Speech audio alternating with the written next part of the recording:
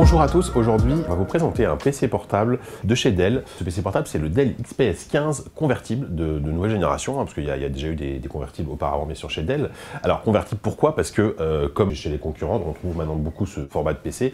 C'est un PC effectivement portable classique de 15,6 pouces, mais qui a la particularité d'avoir une charnière qui bascule à 360 degrés, voilà, ce qui permet de s'en servir, voilà, de le mettre en mode tente, de même l'utiliser en mode tablette, bien que là on est sur 2 kg, donc c'est quand même un peu lourd.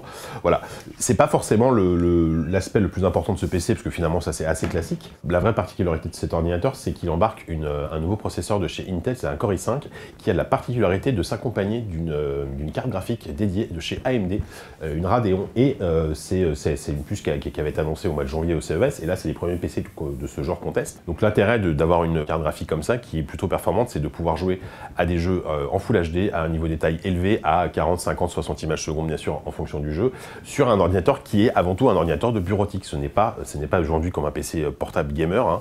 Vous voyez, c'est un châssis qui est extrêmement sobre, qui est évidemment le même que ce qu'on retrouve sur les gammes XPS depuis quelques temps, avec évidemment ce qui fait la particularité de la gamme XPS depuis quelques temps, ce sont ces bords d'écran très fins. Vous voyez, le cadre est vraiment extrêmement fin, ce qui fait qu'on a un taux d'occupation de l'écran de plus de 86%, je crois, ce qui est vraiment beaucoup.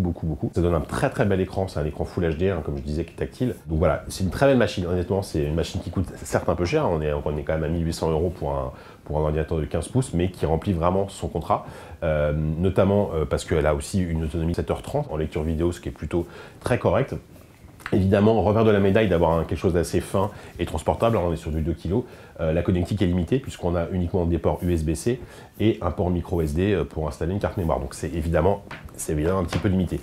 Autre petit défaut qui est pas bien gênant, mais il faut un peu de temps pour s'habituer. Le clavier est plutôt confortable, mais demande un temps d'adaptation parce que la course donc des touches est très courte. C'est-à-dire que quand on appuie, on a vraiment une sensation de retour de frappe qui est assez déroutante au début, et le clavier est un petit peu bruyant. Donc c'est vraiment les deux seuls petits défauts qu'on peut donner à cet ordinateur, qui est clairement un excellent produit dans le sens où c'est un ordinateur extrêmement polyvalent, qui est idéal à la fois pour travailler bien sûr, mais qui permet de jouer aussi dans de très bonnes conditions.